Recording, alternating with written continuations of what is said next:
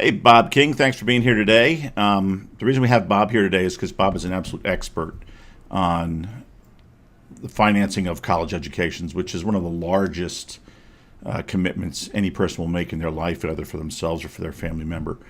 And, I have a couple of college age sons. Bob has been a huge help to me. Bob pointed out some things to me that I did not know in the past, which was, very disconcerting, but also very helpful once you learn about it.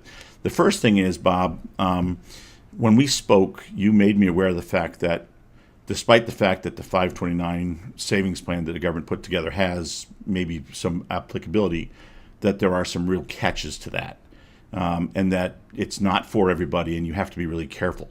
Can you address that real quickly? Well, Don, in a nutshell, the 529 plans are first used to reduce the amount of aid that you will qualify for.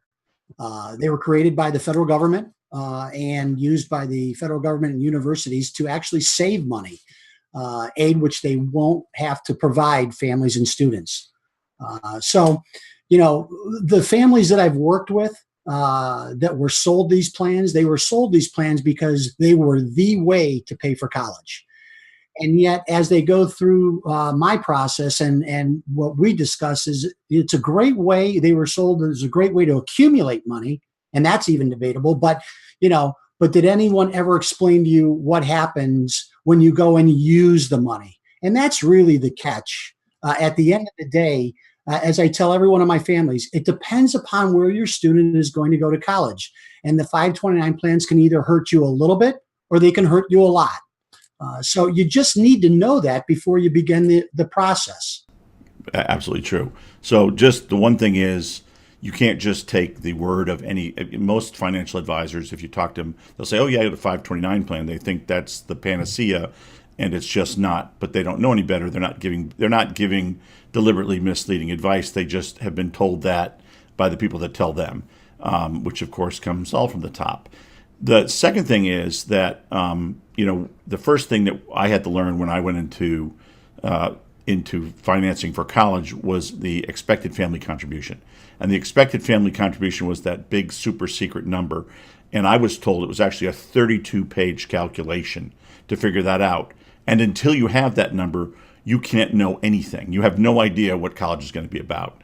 Tell me how you can help folks with that. Well, it's the first place to start in the entire process. The EFC number is the most important number that a family must know. And it's the number that represents the least amount that a family is going to pay for college. It's what the federal government believes is your fair share.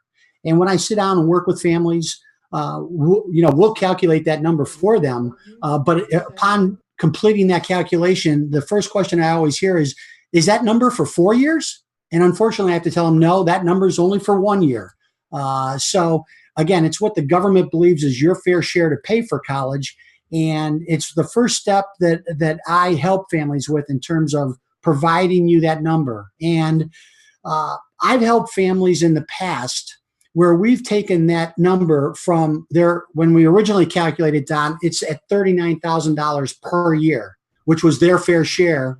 And we've been able to reduce that down to $12,000. Wow. And what that means to that family is that we've now opened up over $100,000 of potential financial aid for that family. So, it is the most important number. I'm on a mission. Families need to know this. And so by contacting me, the first step that we'll do through this process is calculate your expected family contribution number. And if there are ways that I can see that we can help you reduce that number as legally as low as possible, I'll provide you that information. And if they're not, and if you're perfectly positioned and set, I'll also tell you that. So, but you need to get at that sooner than later. Yeah, that's fantastic.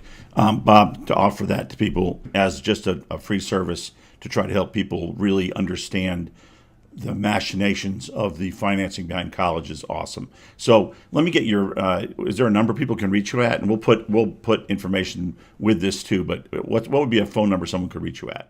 Sure. The best number is 440-243 5555. And that's my office number, and they can reach me there pretty much all the time. Okay. So, and so folks, if you're watching this and you don't know your EFC, which unless you've been through some great process, you don't, that is the first thing you need to know. Being able to walk in, talk to Bob, just pick up the phone, call him, get that number, and then have him say, it's, like you said, that client of his, it's 39,000. I think we can get it down below 15 or below 10. That's a huge reduction.